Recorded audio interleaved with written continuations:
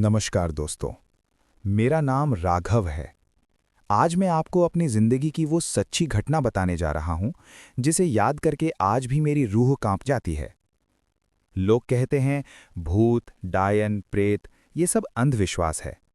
लेकिन जो मैंने देखा, जो मैंने झेला, उसके बाद मैं पूरे यकीन से कह सकता हूँ कुछ चीज़ें आज भी हमारे बीच जिंदा हैं। घटना की शुरुआत, ये बात है करीब 8 साल पहले की। मैं मध्य प्रदेश के एक छोटे से गांव का रहने वाला हूं। माँ बाप दोनों नहीं थे। मैं अपने चाचा चाची के यहाँ रहता था। चाची मुझे पसंद नहीं करती थीं।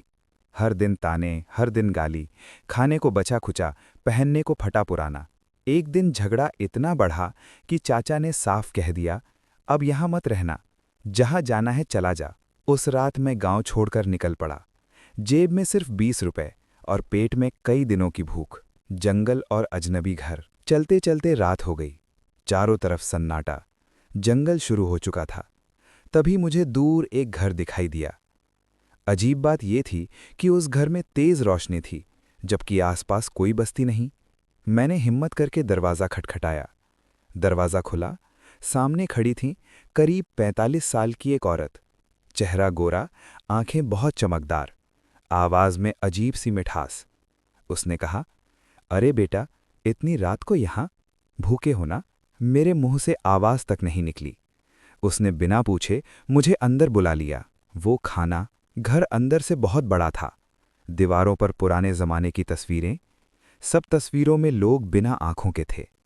मेरे सामने थाली रखी गई, रोटी, दाल, सब्जी, लेकिन स्वाद ऐसा जैसा मैंने कभी नहीं चखा।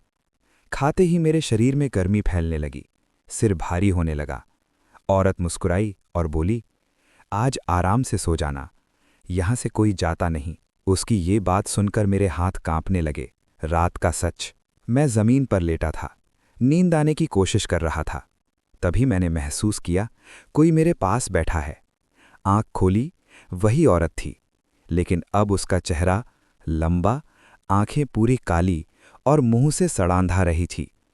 उसने फुसफुसाकर कहा, जो खाना तूने खाया है वो इंसानों का था। मैं चीखना चाहता था, लेकिन आवाज़ गले में ही अटक गई। तभी दीवारों से सैकड़ों हाथ निकलने लगे। सब हाथ मुझे पकड़ रहे थे। औरत अब हंस रही थी, तेज भयानक हंसी।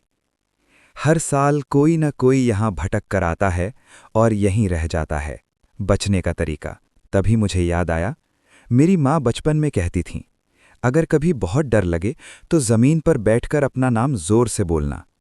मैं पूरी ताकत से चिल्लाया, मेरा नाम राघव है, मेरा नाम राघव है। अचानक सब कुछ गायब। मैं जंगल में पड़ा था। सूरज निकल चुका था। वो घर, वो औरत, कुछ भी नहीं।